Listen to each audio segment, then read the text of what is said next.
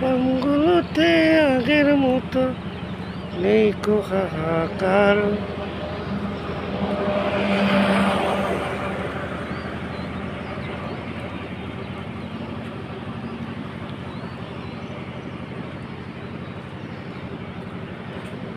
ফার্মগুলোতে আগের মতো নেই কো হাহাকার।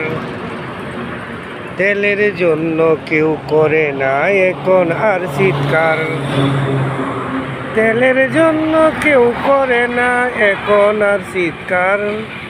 ফার্মগুলোতে আগের মতো নেই কো হাহাকার।